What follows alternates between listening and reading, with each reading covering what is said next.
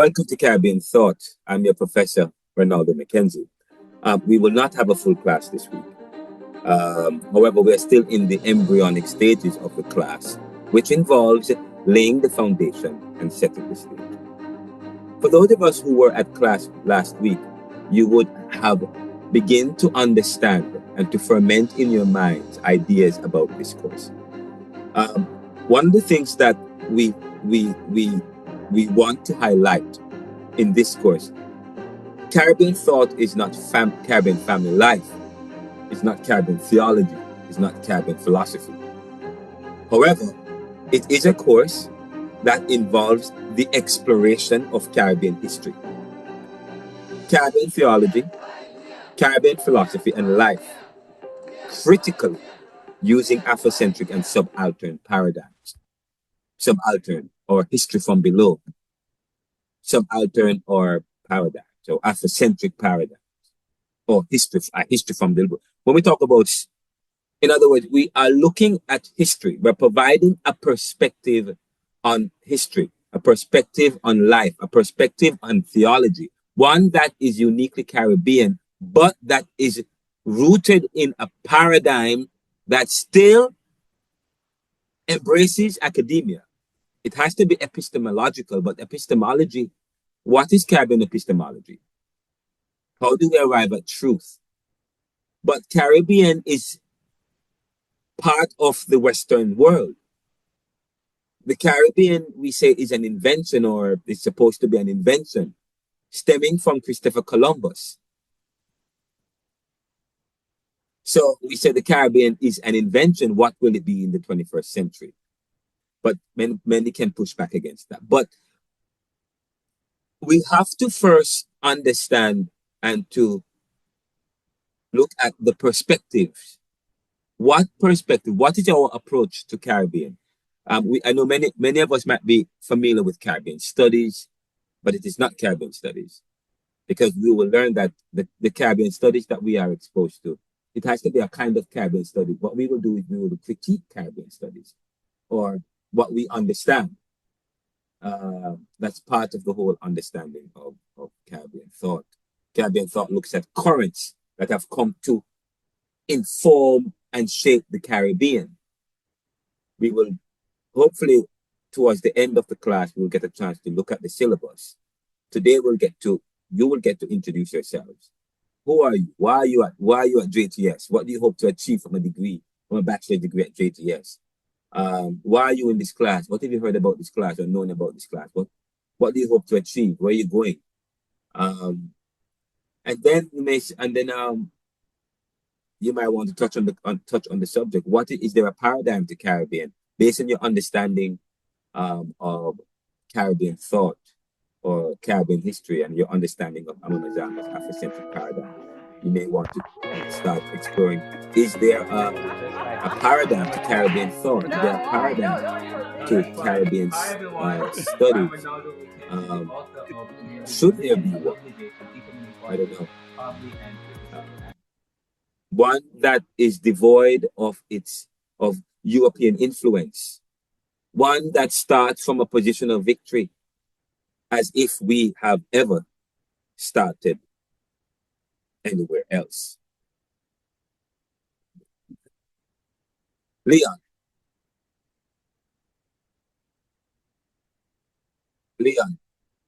Yes, sir. Here. Go ahead. So you want me to answer first? Who am I? Right? No, I don't. I saw your hand up. I don't know if we are beginning now. I'm just saying that this class will get to. It was pertaining to the assignment, though. I had my hand up pertaining to the assignment. Oh, go ahead. But it isn't in line with what you were asking us for. Because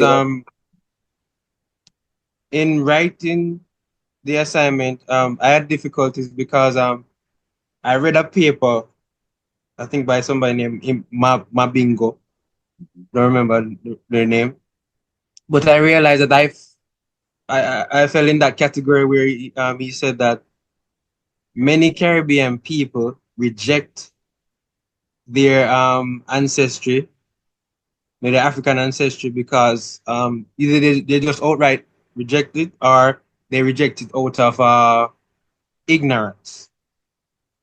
And when I thought about it, I realized that I haven't given any thought to you know my whole history, the African side of it. I mean, we learned in high school about, just the general knowledge, slave Yeah, trade, African people, what they ate, what they did supposedly while they were in Africa, and we learned about what the Tainos did and what they ate and what were just the general knowledge, but not how they actually live. yeah. Not what it is to be African, not what it is to be African in the Caribbean. I thought that Jamaica is just Jamaican, is has been influenced by America and other nations. But in writing the paper, I was so confused because Okay. I was thinking this requires a lot. This course will address some of This the requires a lot because yeah. this But course will address I some think of there this. is a paradigm, a very small paradigm in established, especially with this course. Mhm. But outside of this course, there are very few things done in the Caribbean to support Afrocentric paradigm. But there is some, very limited. Well, let me tell you, Afrocentricity contends that our main problem is, as African people, is is our usually unconscious adoption of the Western worldview and Western. perspective and their attendant conceptual framework.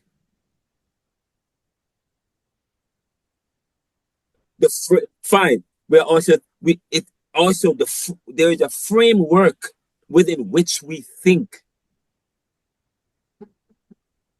as well. Afrocentricity contends that our main problem as African people is our usually unconscious adoption of Western worldview and perspective and their attendant conceptual framework as ideal, as natural. We accept their ideals to our detriment, providing and by that we're talking about marginal experience in the white man's world. We accept their ideals to our detriment, where we become marginal experiences in the white man's world. We thus are lost in madness.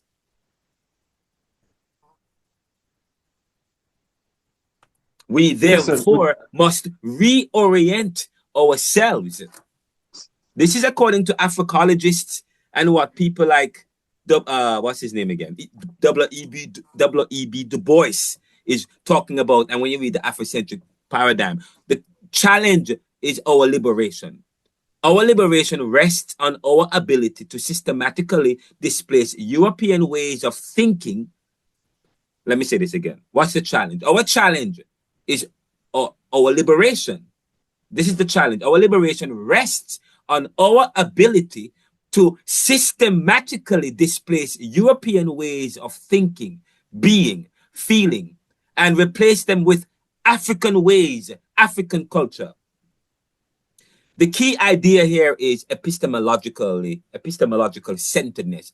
The Afrocentric paradigm is what the key idea with this assignment. The key idea of this assignment is epistemological centering or centeredness. Again, let me say this again. The problem, according to Africologists, or according to the Afrocentric paradigm, or why we need is the problem is this: Afrocentricity contends that our main problem as African people is our usual unconscious adoption of the Western worldview and perspective and their attendant conceptual framework. That's a very important. What I'm saying, conceptual framework. I mean, concept conceptual, how we conceptualize things. Things are conceptualized within a framework. So then we ask you, to write a reflection paper. Part of writing the reflection paper means how will you frame it? I want to see how will you frame it? Where does your frame come from? What credence or value do you give to to your European influences and to your African influences? But of course, there are people like Sarah Balakrishna who talks about Afropolitanism as against Afrocentricity and Eurocentricity. She talked, and as against subaltern, she talked about Afrocentricity, and I will talk about that in the class week after next when I wrap up this course because it's supposed to be you. Afropolitanism, according to Sarah Balakrishna, talks of transcends a kind of Afrocentricity and European. In other words, you're looking at because when we talk about how do you okay within the US, I'm in the US. We talk about that's the experience of the African experience is different. The Caribbean we talk about in Jamaica, out of many one people, or the Caribbean talks about out of many one people. And so you may argue, well, I mean, this we can't just look at the Caribbean as being African, but listen to what your classmate have said. A powerful point. He says we have a tendency of neglecting the African side. So fine, you might say, oh yeah, but we are not just African. We are hybridized people. We are not just African. We are Indian. We are Scottish. We are this. We are that. We are third. But when you look at our conceptual framework, we are only African in some ways, not in the important ways, because African and not in the important ways, because we have within ourselves we have demeaned our culture, not demean our family, demean our And what the next thing is, if we were to follow Sarah Balakrishna and her idea of moving away from just seeing, from rescuing African by talking about it and embracing it, and just talking about this out of many, this oneness, that's a problem. Because even in the mix-up and blender, one thing always gets left. Okay? One thing gets left. And the way how society is, the African side always gets left behind. But anyways, Afrocentricity contends that our main problem as African people is our usual unconscious adoption of Western worldview and perspective and their attendant conceptual framework as ideal. Accept, so we accept their ideals to our detriment. That's the problem. To our detriment. And by detriment, we're talking about marginal experiences in the white man world. The detriment is white man experience in the white man. We thus are lost in quote unquote madness. We must therefore then orient ourselves. So, but what's the challenge? Our liberation rests on our ability to systematically displace European ways of thinking, being, feeling, and replace them with African ways, African culture. The key idea, how do we do this? That's what the Afrocentric paradigm is. Okay? Epistemological centeredness. Where is your center? Where is your center? The other day, last week, I said to a student, I'm not a Jew. I'm not a Jew. I wonder, what is the professor referring to? That was an esoteric comment. That was an esoteric comment. You will hear people like, you will hear me talk about the 7 characteristics of Karenga.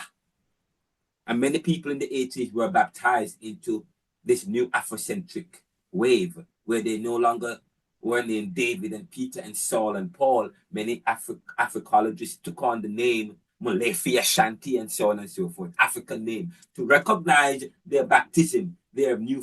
But then again, people who are oriented into theory, why haven't they adopted this new stance? It is the malady. Because we still lack a frame. So we need an epistemological centeredness, a framework driven by a frame of reference where phenomena are viewed from the perspective of the African person. It centers on placing people placing people of Africa in control of their lives. As an intellectual theory, Afrocentricity is the study of the ideas and events from the standpoint of Africans as key players rather than as victims. This is a powerful point I'm making. Africa asserting itself intellectually and psychologically so as to break the bonds of Western domination. Africa, here advocating for what?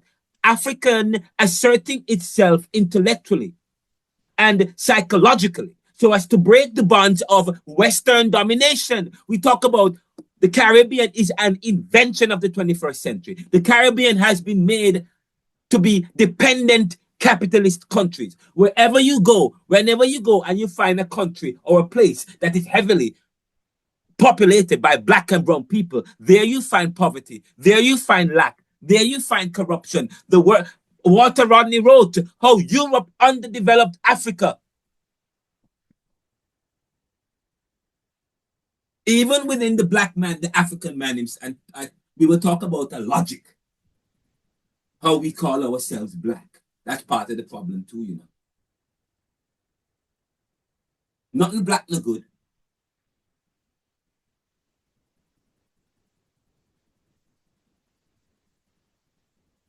Or nothing black no good. People from Africa are black. Therefore, guess what? All people who are black, no good. That is a logical, philosophical argument. Even within the epistemological framework of the Western world, we can take a logic and still give credence to the fact that nothing black no good, and people who are black, them no good either, because it follows the logic. So that's why this Afrocentricity and the Afrocentric part, and what we're doing with Caribbean thought and Caribbean studies is to rescue the African side, the brown side, give it an epistemological centeredness.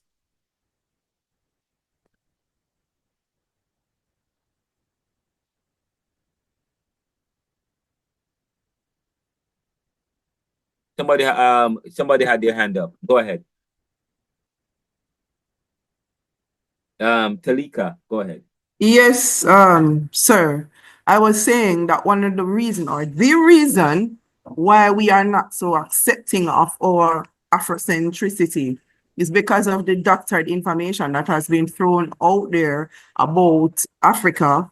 What we know of Africa is just the slavery, poverty, and all of that. But then if you would go back even further, they'll tell you that the cradle of life actually began in that region. So we would have to be taught a different way of life. What was Africa or our Afrocentricity really about before the doctored information, before the infiltration of Europeans, so to speak? Because that is the way that the mind is enslaved. So you are taught to think a particular way so that you behave a particular way. Stop right there. What Talika? Stop right there. Look, you said you are thought. You are thought. So we are thermometers instead of thermostats. We're thermometers instead of thermostats. Africans must appropriate their own experiences as a challenge to European naturalism and its power structure. Let me say this. Africans must appropriate their own experiences as a challenge to European nationalism and its power structure. In this sense, the aim is to give us our African victories and our consciousness back. So yes, I agree with you. But then courses like these, we talk about Caribbean academics, developing Caribbean academics that think in certain ways and then act in certain ways. But what you find is over the last 50, 20 years, it's an academia and institutions. We talk about Michel Foucault. Michel Foucault talks about the relationship between knowledge an institution, and how institutions are created to maintain a particular kind of knowledge base. So knowledge and institutions and how they are created to maintain the power structure. The church is part of the institution of society. When you study society, you want to ask the question, in whose interest is the society made? Because when you start to look at philosophy, we're going to ask you, what is the color of that? It is every color but blue. You look at something that look blue, but then philosophy, when you study epistemology or metaphysics, which is what is ultimately real about anything. But in a sense, when you look at society, in whose interest is a society made? In whose interest was the society made? It defies people like David Locke and Hume in their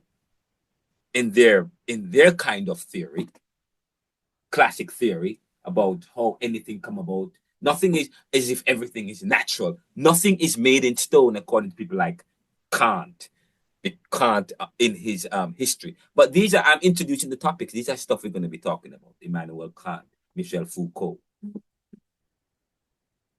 But I said to you, life is what you make it, or you allow others to make of it for you.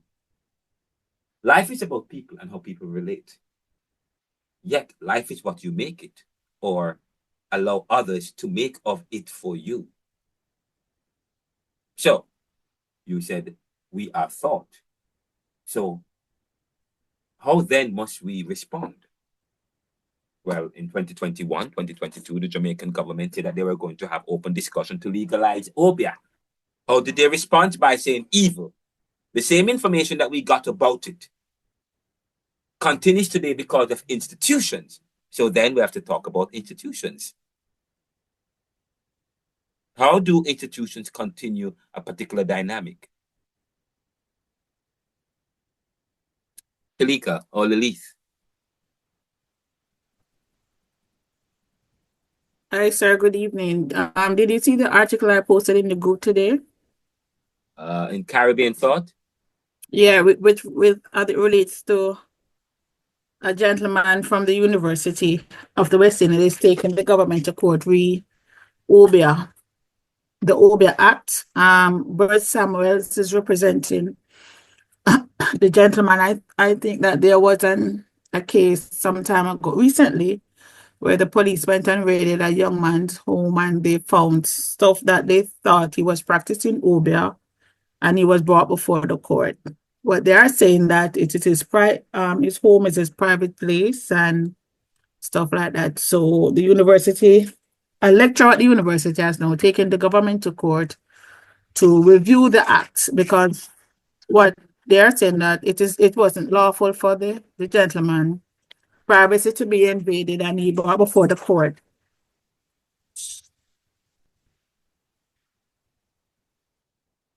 Lily?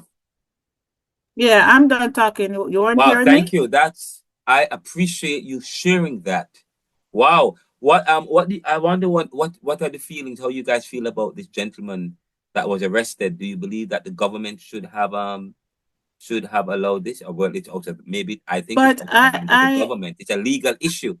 But the government can pick and choose what they press and what they don't press. Yeah, but go ahead. what do if I may, but what I don't even know what to look for when um to say that someone is practicing obeah. Is it because I see somebody burning a candle, or I see an oil in a bottle that I am not familiar with, or I see a skull in somebody's home, to say that I don't even know what to look for? Because yes, we know about obeah in Jamaica, and all we can say it is bad and it hurts people, but I don't know. I've never even seen the Wow, obeah wow, act wow, wow. before. Great. Yeah, that is you. So yeah, most Jamaicans, especially conservative Jamaicans, believe that obeah is evil, even to today. Yes. Um, um, if I How were to can we say ask, it's not? let me Because ask that's let me if I were to ask, let me ask a straw, do a straw poll. How many persons in this class believe that obeah is evil? We have 24 people in the class, 22 students. Of the 22 students, how many of you believe evil Obia is bad? Is I evil? was grown to believe it No, is no, no. bad. Okay. All right, you know what? Let me do a poll. Okay, hold on, Because we guys. think that, oh, the Obia, the girl, and them killer, and them wicked, and that is all we have never heard about Obia. All right, hold on. I'm going to do oops, where is it? I'm gonna do a untitled question. Is okay, sorry. Obia is evil and good.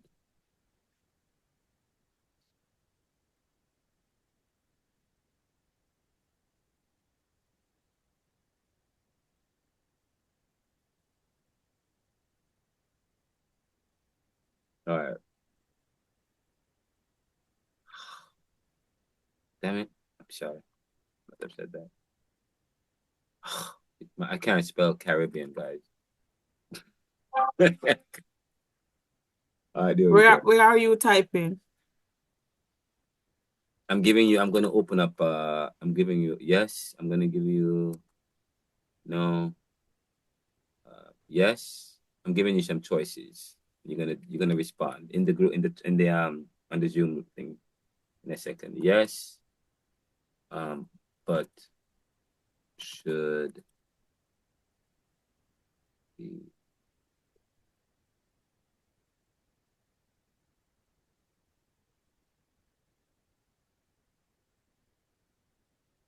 All right. Let's take this out. Phobia. Attitude. Yeah.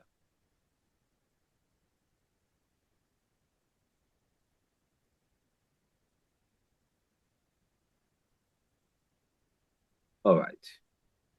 How do I publish it? Save. Hi, sir. I'm here. Good evening, everyone. Hey, welcome. Welcome. Save to library. What's up? How are you? I am here, sir. I am here. Good. I understand you weren't well. Are you doing much better? I know you had an accident. How are you feeling? Much better? All right, Chantel can probably she's still I think she's driving now. But I'm going to launch a poll. I'm gonna ask you guys to answer that. Attitudes towards Obia in Caribbean. Obia is evil and should not be legalized in Jamaica or the Caribbean. Yes, no, or you could put yes, but should be legal or undecided. Okay. All right. So can you guys do this right now? Why didn't you have a slot for no but explain? I No, can't say yes or yes, I no? can't say no, because I don't know. I'm not sure. Well, you put undecided if you're not sure. Okay, good. Okay. But before you came to this class, before you came to this class and started reading about the Afrocentric paradigm and everything, what was your position? Negative. Obia is a wicked thing, evil, because that's Okay. That's what what I I'm want. I want you to put what your position was before you came to this class. Okay? Before you started thinking and then started reading Obey this is Afrocentric. evil and should not be legalized. Sir, Yes, it is evil. Go ahead. I accidentally closed the poll and now I can't reopen it. You should be able to, on the bottom of the screen, there's something that says poll and quizzes. You should be able to go in. You click on it. So far, 11 of 65%, 65% of the 22 or the 26, 25 said yes. 19 of 25 people participated. So 76% have participated so far. Some of you have not participated as yet. But so far, 21 of 25 says yes. 2 said no, undecided 4. All right, I'm going to end the poll now, okay? Okay?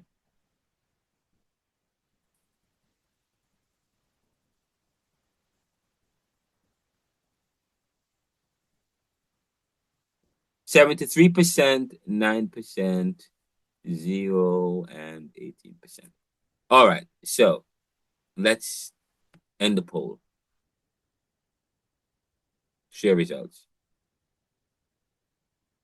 Are you guys seeing the results? Yes, sir. Great. Yes, sir.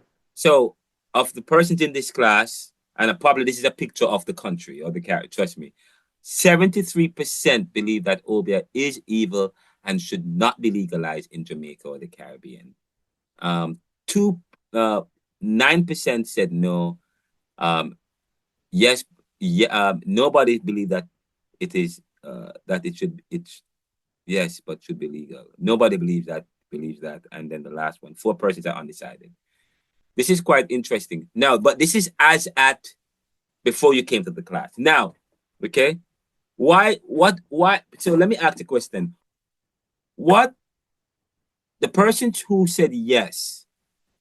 Why did you? Why do you believe? Why did you come with that? Why did you have that attitude or position that it is evil and should not be legalized? Sir, Natasha, okay. I see your hand, Natasha. Yes, sir. I was trying to unmute. So I didn't say yes. I said no. Okay. It is not an evil. It is not evil. I said no for that because we are only seeing Obia as one-sided. What about those who actually use the same rituals? I see it as a ritual, the same rituals and all of that for medicinal purposes back then. Yes, Our yes. ancestors, the Africans, they use it as a ritual probably for healing and other stuff. And some persons, some culture actually use it to drive away evil spirits. So how is it evil? Interesting. That's good. Anybody else have a different opinion?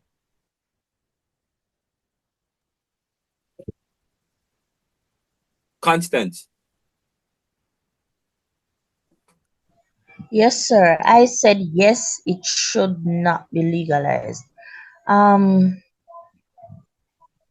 from my point of view, the way I see it, I know Obia, people using Obia to work against innocent people, either to try to kill them or to hold them down, something evil. That's the knowledge that I have about Let me Obia. ask you a I question. don't really think Did you see the Pope response to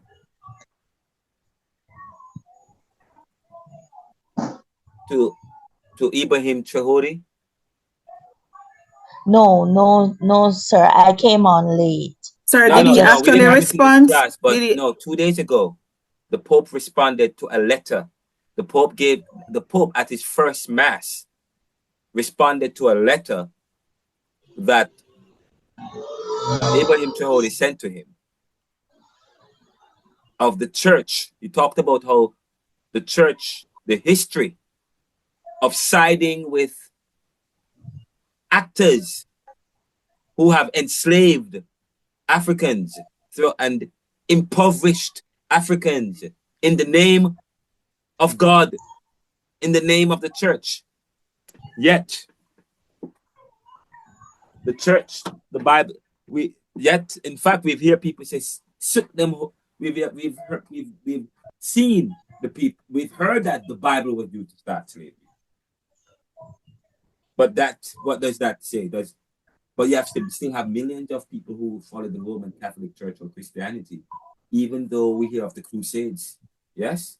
Sorry, kind of Sorry, low. Didn't low. hear what you said. We heard the Even Bible though did we what? even though we I hear of didn't the hear you. even though we know of the Crusades, yes? We know of the Crusades, we still embrace Christianity. We know of heinous crimes, we still embrace some things. The point I'm making is Nothing black, no good. Africans or things from Africa are, the point I'm making is there's a discrimination between black or African people and Europeans and their cultures and their practices, even within the African himself.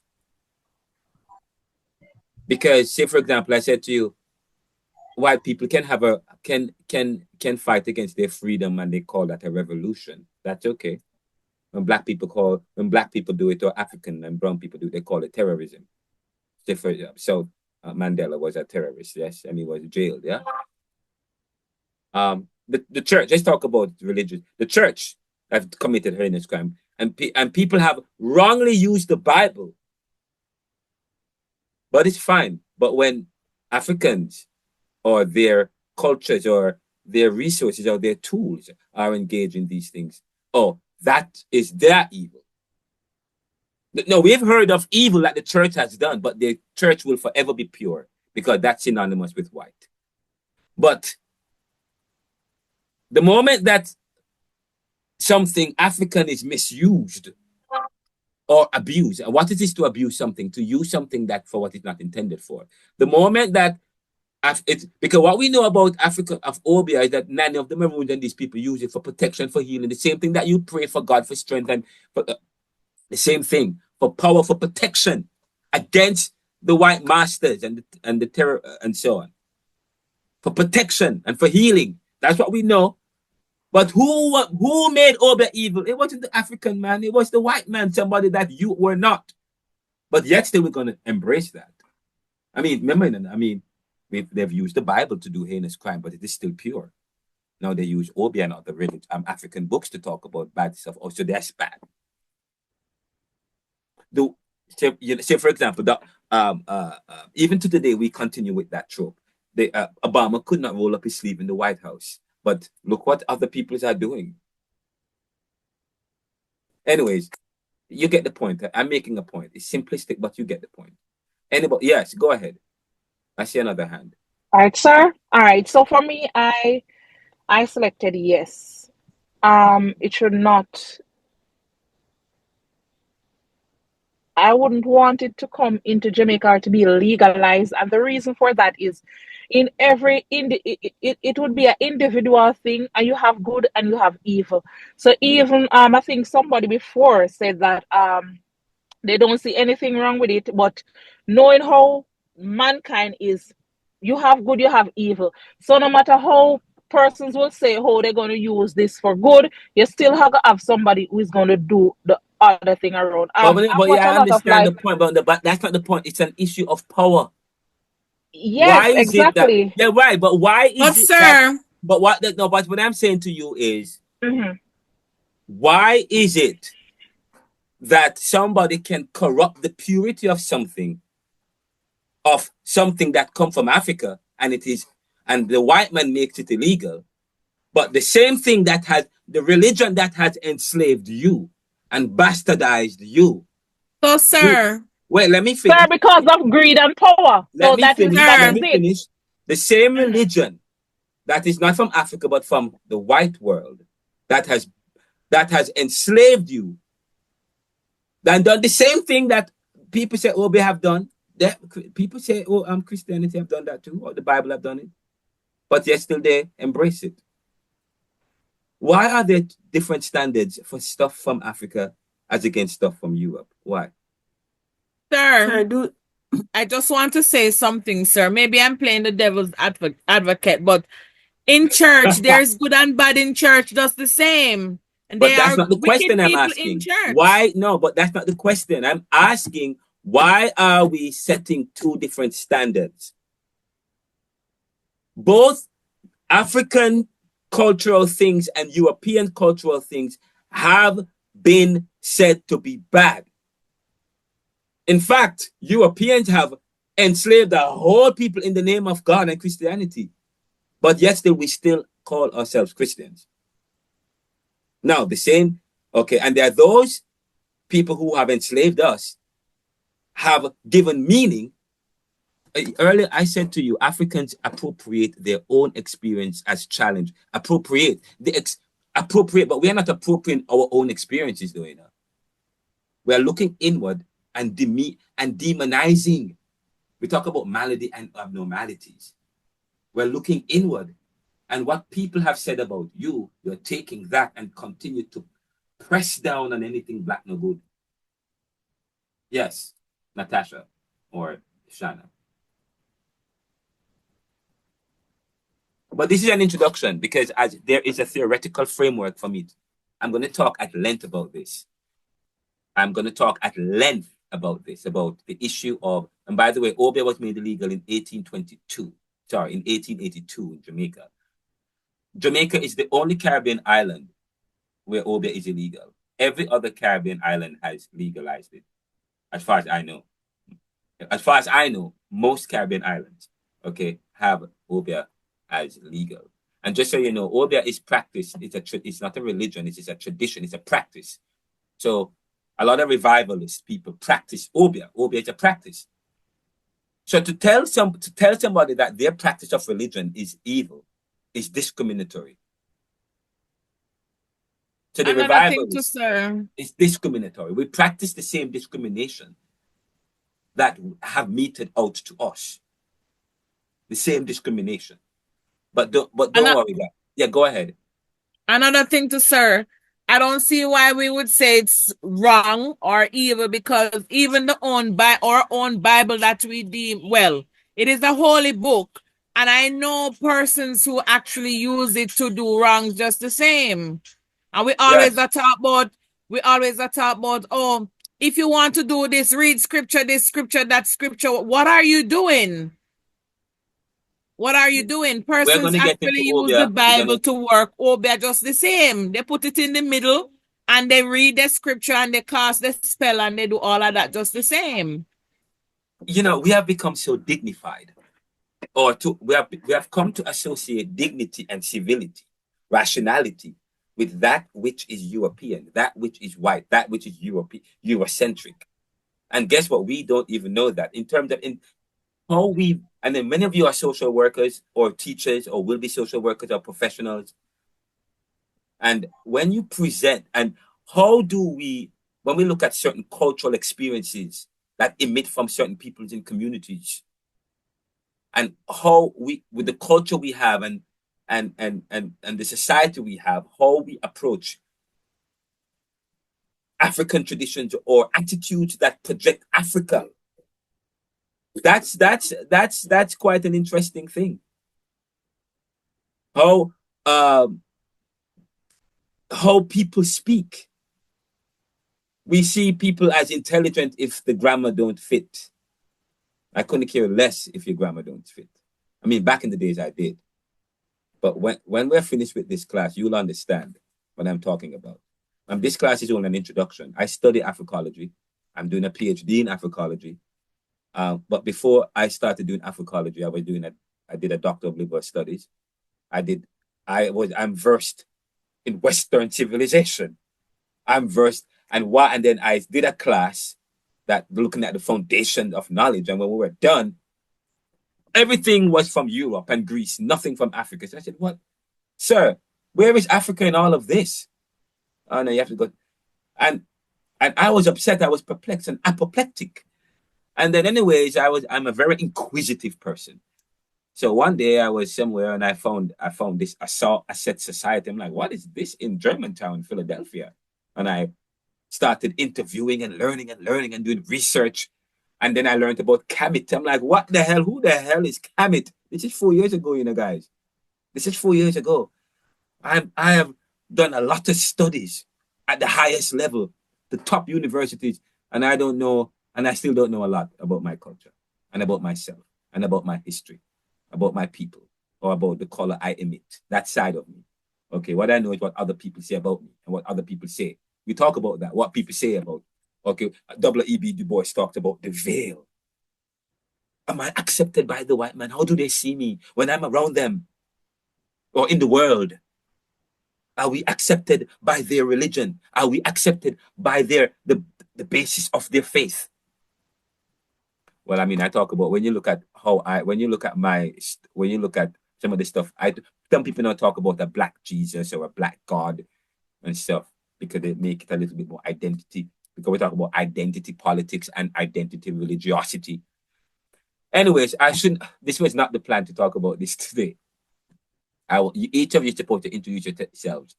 And you guys have already started to do so by engaging in this class.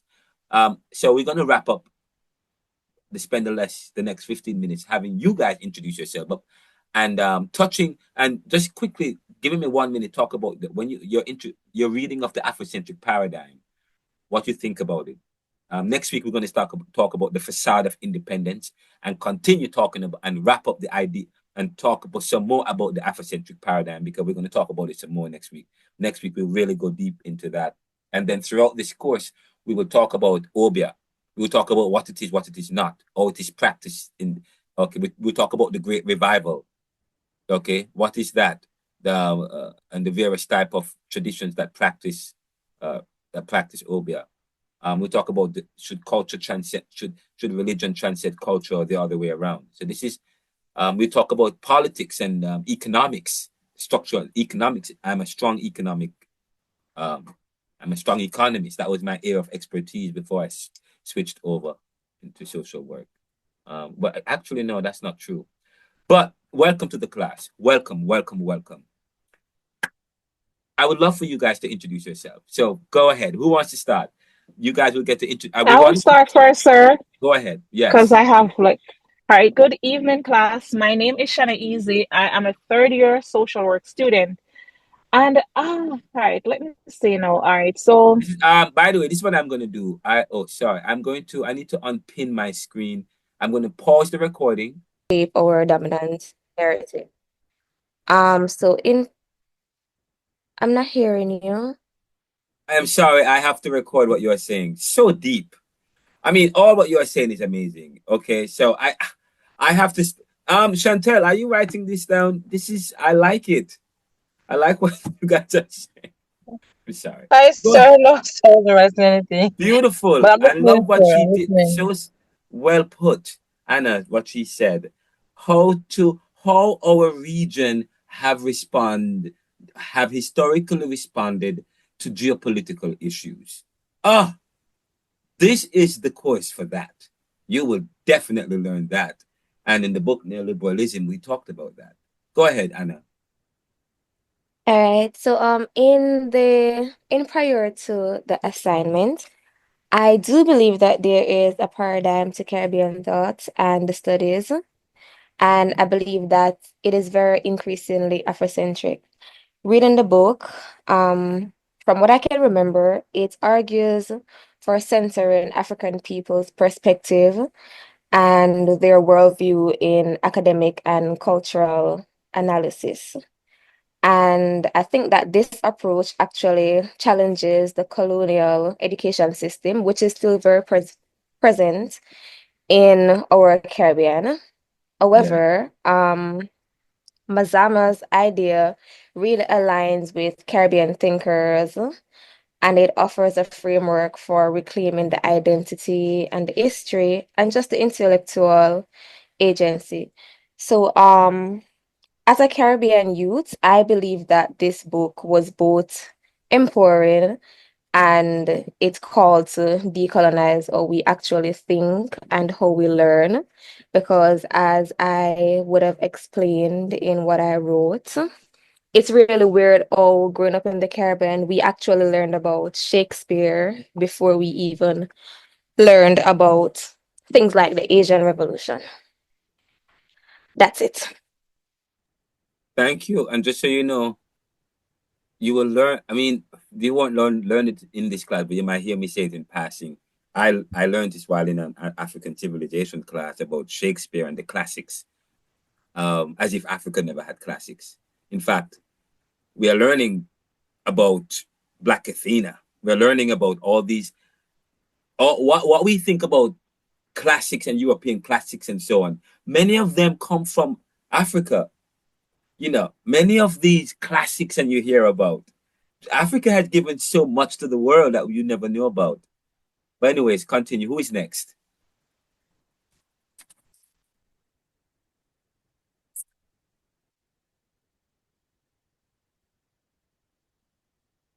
Who is next? We don't have much time left for this class. I will be ending class early because there is a matter that I have to address that has arisen. So I only will take two more persons, and then we will have end class for this week, and we will pick up class for next week. We'll have the full 3-hour class next week, and we will begin we'll have you finish, introduce yourselves, and then we will begin by going over the syllabus and beginning the first lecture. And continuing with the lecture. Who is two more persons who want to be next? Okay, good evening, sir. Hi. My name is Constance. Hi. My name is Constance Fergus Abood. I'm a second year social work student going into third year.